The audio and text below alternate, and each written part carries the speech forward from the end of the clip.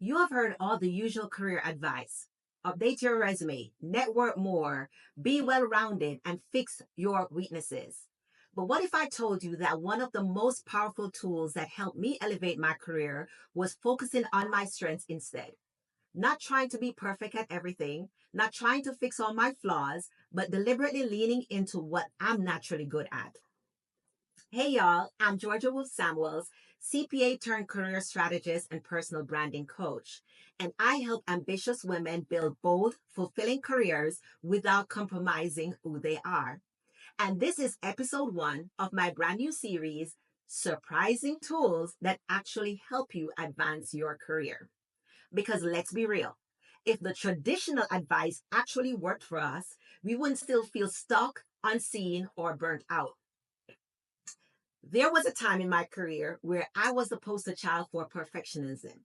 I thought being successful meant excelling at everything, not just the things I was naturally good at, but literally every aspect of my professional life. I remember when I was tasked with leading an international team where many members spoke languages that I wasn't proficient in. And instead of saying no, because quite frankly, I was not a good fit for that role, because honestly, I lacked the necessary communication expertise, right? For one, I didn't speak Spanish or Portuguese. And so I convinced myself that I needed to master enough of each language to communicate directly. I'd spend hours after work with language apps, making flashcards, and trying to decipher emails in languages that I barely understood. I was staying up until 2 a.m. trying to become an expert in areas that, quite frankly, weren't my zone of genius.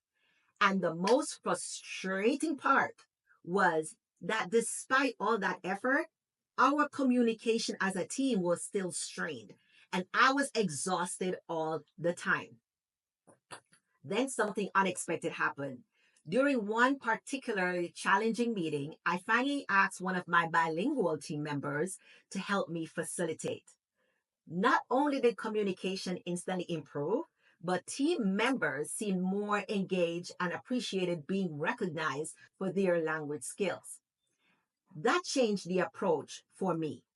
Not saying yes to every project, but saying yes to projects that align with my strengths and the vision that I have for my career. So instead of spreading myself thin, trying to perfect every skill, I began intentionally focusing on areas where I naturally excelled. This wasn't just a productivity hack, it fundamentally changed how I approach my career and my professional development. Here is what strength awareness gave me. Number one, energy and flow. When I started tracking what energized me versus what drained me, I discovered patterns that completely changed how I structured my work. I stopped forcing myself to become well rounded and started becoming deliberately pointed instead. Number two, it gave me authentic confidence. Not the fake it till you make it kind, but the deep seated knowledge that comes from operating from your natural talents.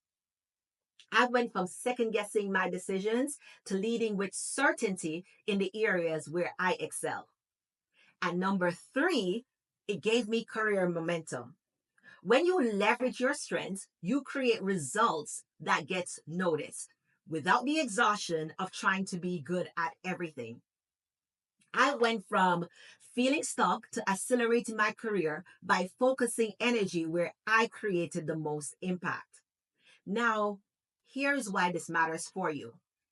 Research shows that people who use their strengths daily are 6 times more likely to be engaged at work, 8% more productive, and 15% less likely to quit their jobs.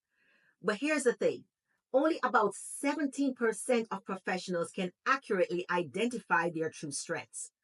Most of us either undervalue our natural talents because they come so easily to us, or we confuse skills we have learned with genuine strengths, or we misidentify our strengths entirely based on others' expectations.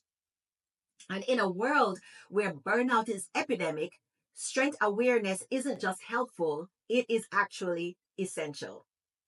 So your unique strength combination becomes your career edge, the thing that can't be easily replicated or replaced. So, how do you actually develop strength awareness as a career advancement tool? First, leverage professional assessment tools that help you to identify and define your strengths. One that I use for myself as well as the women that I coach is Clifton Strengths Finders. It's a powerful tool that helps you to discover your top 5 natural talent themes, and it provides language to articulate your strengths that you might have overlooked previously. Second, take an energy audit. For 1 week, document which work activities give you energy versus drain you, right? Look for patterns in what energizes you, even when it's challenging, right? And third, identify your flow states. Think about when you lose track of time because you're so immersed in what you're doing, right? These moments reveal your natural strengths. And fourth, listen differently to feedback.